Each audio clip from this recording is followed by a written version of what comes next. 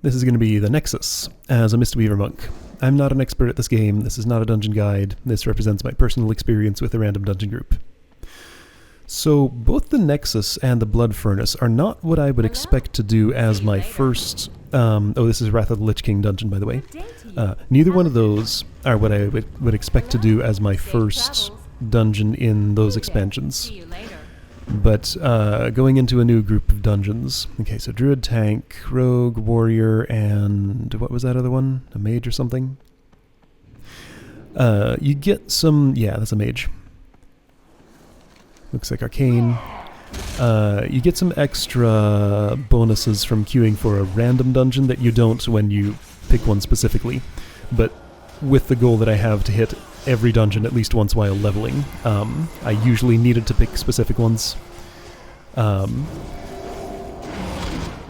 yeah, that's how I ended up going to the Nexus and Blood Furnace first in those two expansions. But yeah, because usually you'd expect Hellfire Ramparts and Utgard Keep. But these are fine. Nothing wrong with doing these first. Anyway, yeah, so Blood Furnace was a little bit scary. Pretty heavy healing demands. This doesn't immediately look like it's going to be the same story. But we're not very deep in yet. It's really hard to tell. I just have to, like, compare multiple runs of the same dungeon, I guess maybe even with the same character, to know how much of the experience I had there was due to my party build or like their gearing, and how much was to do with the way the dungeon was actually tuned. Because like either I just have a better geared party here, or this dungeon is tuned easier than the one I had just done. Let's check that action bar when I switch back over to the healing one. Looks like I'm getting an opportunity to attack a fair bit here. Yeah, action bar is still the same. I still don't have revival. I wonder when that comes. Didn't think it was that much later. I got an ornate weapon somehow. Oh, right, because I have the Darkmoon Faire dungeon guide or whatever it is. That gives me extra thingies that I can turn in there for stuff. Alright, so that has nothing to do, well, little to do with the dungeon I'm actually doing. That's just a world event thing. Bonus stuff from doing dungeons. Still collecting those grisly trophies, that's right. I didn't get a single one of those during Blood Furnace, I think, just because I was spending my entire time healing. Yeah, Treatise on Strategy, another Darkmoon Faire thing.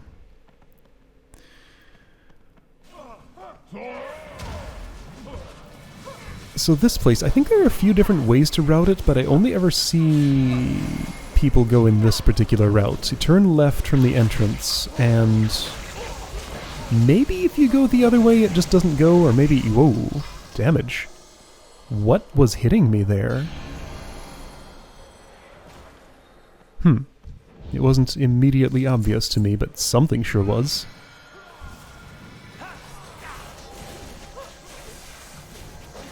Alliance Ranger, Alliance Berserker, I don't know if that's what we were fighting in that last group. Yeah, see, like, stuff like this is information that, would be... by the time I know I want it, the place to look for it is already gone. So that's the benefit of video, theoretically. The funny thing about this is, like, I started recording these to have reference material for myself, to theoretically look back at it and get answers to questions like that in preparation for running the dungeon again. Apparently I haven't done that because, like, this is the first time I've at all looked at this video footage since it was recorded, like, a month or two ago. And, though to be fair, I haven't had a need to know the details of this dungeon since then, because I haven't had another character that I've leveled through, you know, the place where I would need to know about the mechanics of the Nexus yet. Still got a bunch of reputation to earn for allied races. I'm getting close-ish. It's going to be a bit, but getting close to what I want for next few characters I want to create.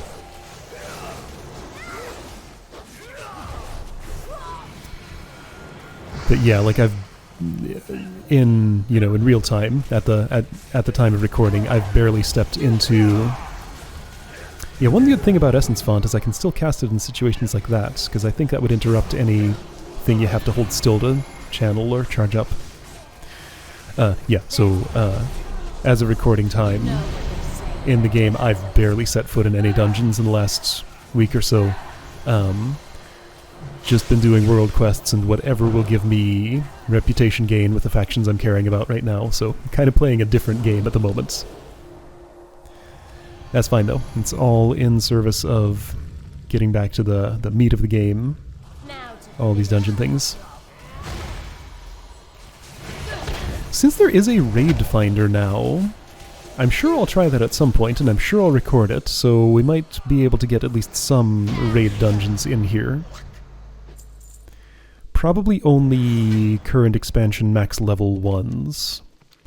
I don't know if anybody's going to queue for the raid finder while leveling through the old raids and stuff. Maybe I'll try. Yeah, I'll totally give that a try with the next character I level. Just to see if anybody would be in the queue at the appropriate levels for that. So like, those are, again, have a very narrow level band. I think it's probably one specific level per expansion where you can actually queue for stuff. So it'd have to be exactly... I wonder though, would I have to be exactly 70 for Burning Crusade raid? Can I even queue for Burning Crusade raids? Can I queue for classic raids? Because like Raid Finder wasn't a thing until Cataclysm, I think. It had been added right around the time I had stopped playing the game last time. That's what I remember at least. So I don't know if it's compatible with stuff that's older than that. Anyway, yeah, I just don't know. I'll have to try at some point. Raids are not extremely different from dungeons. They're just the same type of activity, just larger and with more people. I was never all that into them, just, I guess probably because I didn't have the same opportunity, mostly. Didn't quite have the same understanding of them as the 5-player dungeons. I don't know. I just feel like these are tuned the way I like. Raids are kind of their own different thing.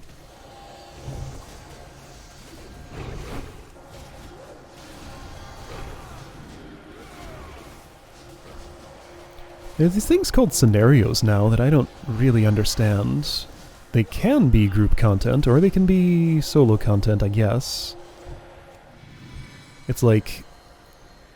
I guess they're like extra polished quests with some linear structure to them? Kinda? I don't know, they're a thing you can queue for with the, dungeon raid scenario, group, battleground, etc. finder. The interface you use to get together with other players without having to talk to other players. Haven't really done much with them yet, though. Also these things called Warfronts, apparently, which sounds like PvP, but apparently isn't actually. There are island expeditions, which I did one of those just to see what it was about, and didn't really understand what was going on, but I did it. It wasn't terrible, it wasn't great. Felt kind of neutral on the whole experience. It definitely didn't seem like something interesting enough to be worth recording for this. That's some party-wide damage, but, I mean, this is still nothing compared to what I saw in the Blood Furnace, so, don't need to worry about it, really.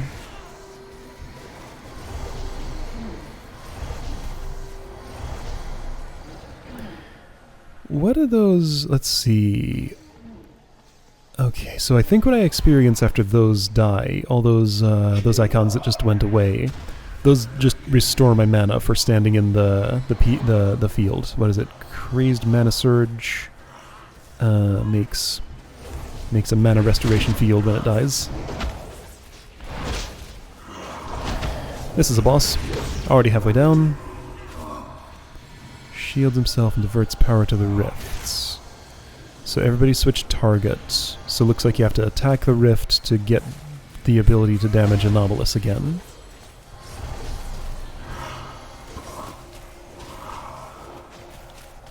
I kind of remember this a little bit, because like this was a dungeon that I would have hit up a lot because I played in the expansion when it was current, and I had max level characters there for a while, so I would have run this on heroic a bunch of times. I've definitely played it in all dungeon rolls. Man, look at all that stuff. I must have just gotten that Dark Moon Adventurer's Guide in my inventory, because all of those are popping in.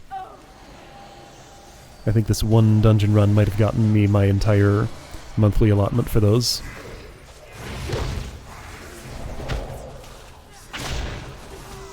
But yeah, again, like, even if I played this a bunch of times back when it was current, it's still been 8 years since then, so, you know.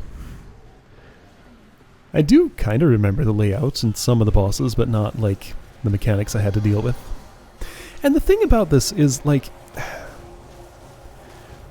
it's really hard to be in an environment, like an optimal learning environment, to really understand what's going on here, because if you're going in the normal group setting, you always have 4 other players who I feel like usually know more about the game than I do. I guess just because I usually end up in the situation where it's like, you know, it's halfway through Battle for Azeroth as it is now, so the dedicated players who had been playing the entire time...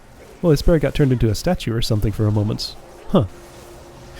Have already had, like, a year to get used to the dungeons and learn all the mechanics inside and out. I don't know, I'm always in a situation where I feel a little behind on that learning curve. I think the best possible experience with this game would be hard to achieve, but if I had, like, a large friend group of people who were all interested in this game and, you know, liked learning and figuring things out, but didn't have prior knowledge on it, like all of us going into a dungeon like this together. Well, I say like this. I mean, you can just get this done with basic knowledge of the game. You don't need anything advanced here. But, you know, more cutting-edge stuff that's a bit more demanding. Like, you'll actually definitely die if you don't do the mechanics properly. Just that environment for learning, you know, actually being part of a group who doesn't have the prior knowledge and figuring these things out by playing the dungeon, I think would be really great, but I don't really know how to engineer that situation. I don't have that large friend group who is interested in the game. Like, I know a few people who used to play. I don't think any of them do anymore. But I haven't talked to them since I restarted. Maybe some of them do. I don't know. I'm just not the sort of person who has that kind of, you know, that kind of social environment around. And this is why I'm in the Dungeon Finder, which is... it's its own perfectly fine experience.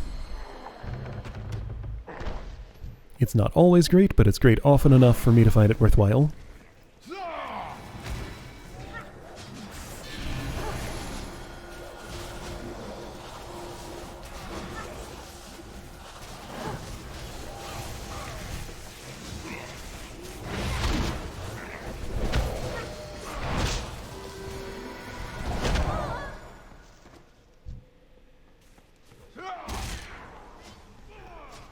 Do we have a quest to kill these ancient giant tree thingies?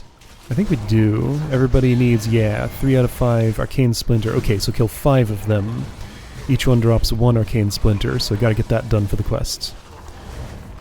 I don't think the route through here necessarily takes you through all 5 of them that you need. But all 5 people in this party are on that quest.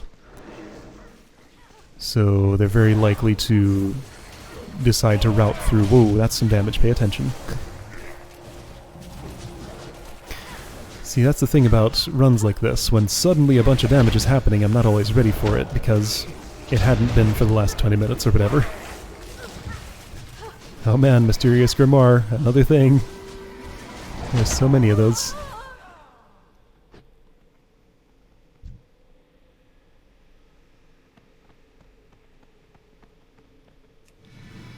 Alright, I think this will be second to last boss in the order we're going.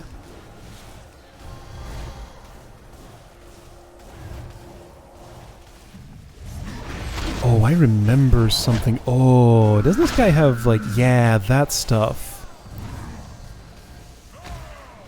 Stay out of the spikes. I feel like that's more interesting in some way on heroic. Or it was back in the day. I forget, though. I don't know. I'm having... something's tickling my mind about this boss. Like, those spikes were a thing I had to pay attention to in particular for some reason.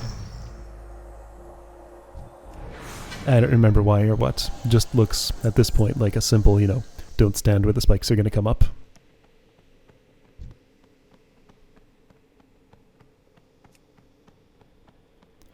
So this weird tunnel goes upward and then, like, drops you down to another part of the dungeon. But we're still sort of in the Arboretum section or whatever. I think I'm looking around for the last ancient splinter dude over on the right. We're not going toward him, but there's another one here. Crystalline Protector, yeah. So we need 2 more Crystalline Protectors.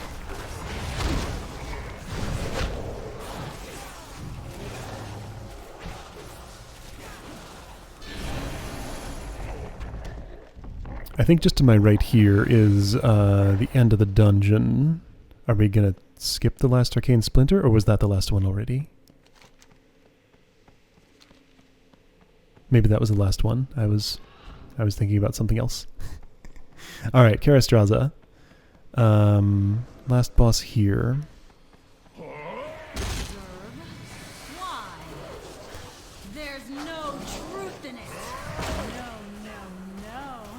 She talks a lot. Only in the taking. I see that now. Says a bunch of nonsense.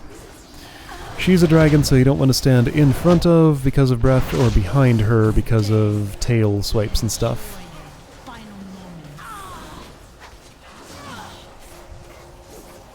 Something is stacking up there in the upper right. Got 5 of it, got 6 of it. I think that's like ice vulnerability or something.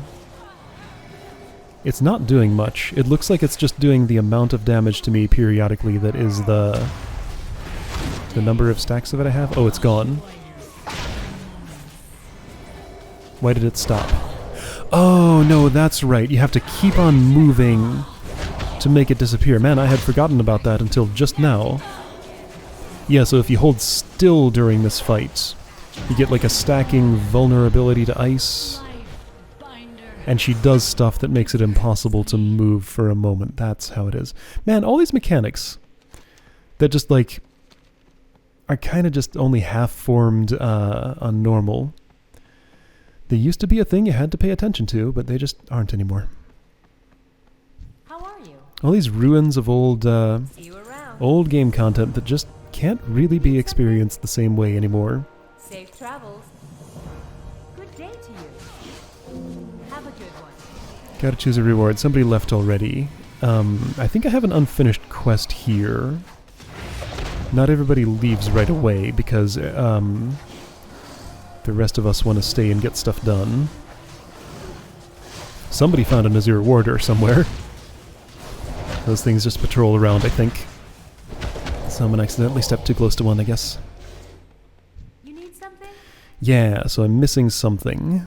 See you later. Over there, where... what was his name was? Hello. Gotta pick a cloak. They look about the same. See you around. So yeah, 2 people left, but 2 other people are still here. Oh boy, the escape from Durnhold, oof. Some things went very, very wrong there. We'll get to that when we get to it, though. So right, I don't know what they're up to. I'm going to see if I can just run back on my own. Whoa, watch out for that. And not get into too much trouble and get this quest done. Those other 2 are following me. They want to get it done too, realizing they have unfinished business.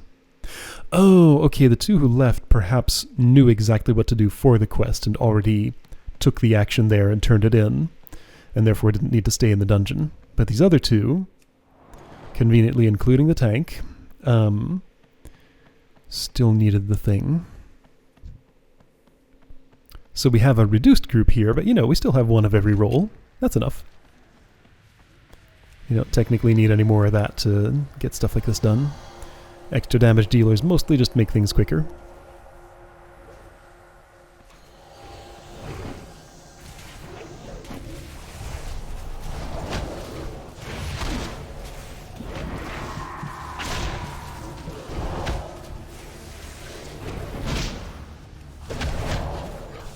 We're taking a more direct route here that we hadn't gone through before with you know, we went to the left and fought the one boss, then down into the, oh shoot, what was it? I don't know, we went around a different way, and hadn't gone through that particular hallway, which is why there were still monsters there. There's some way over to the left there in a part of the dungeon that I don't feel like you ever have any reason to go into. This happens sometimes, just like that extra... Those extra monsters off by themselves in a spot that just nobody's going to route through. If you really want to kill them, you can. I guess it'll give you a little bit of reputation with whoever you're earning it with for being in here. Looks like it's Orgrimmar for me right now. So you go to the edge of this, use this item. Oh, okay. Druid's done it for me. That's nice. Then teleport out, probably. Oh, you left. But the quest's not turned in. Okay, I guess you're just gonna, like, come back here later to turn it in? Huh. Okay. Well, the two of us still want to go to the entrance and turn it in. Why don't we teleport out? Oh, I was probably worried that, other people were gonna leave too, and I'd lose my opportunity to teleport back. Because I don't have control over that. You know, if I teleport out, then everybody leaves, then my teleport back option just goes away entirely. Because the game's just like, oh, okay, well, everybody's out of your group, you're out of the dungeon, so I guess you're done. You're not coming back here, unless you queue up for it again, or walk there manually. So I probably just felt safer actually walking back. Except it's not too safe, because there's trouble along the way. So this is the route we had walked. It's more roundabout, but, you know, if you want to stay away from the monsters, you go the way that's already clear.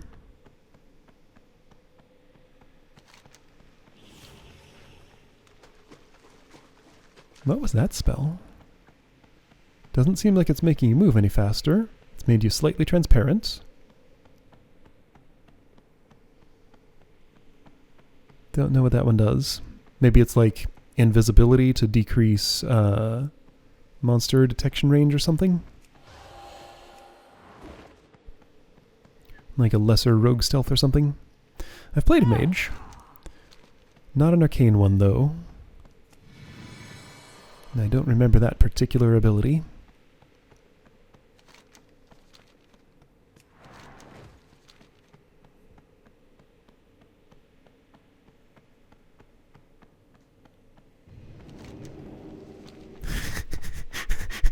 Checking the map again to make sure this hallway hasn't moved since last time I looked at it. I don't know, map reading is a thing. Even when I have a map, it's sometimes hard to know for sure where I am and where I'm going. Alright, there we go, all the quests cleaned up. Unfinished business finished. Alright, that was the Nexus. Cool. See you for the next one.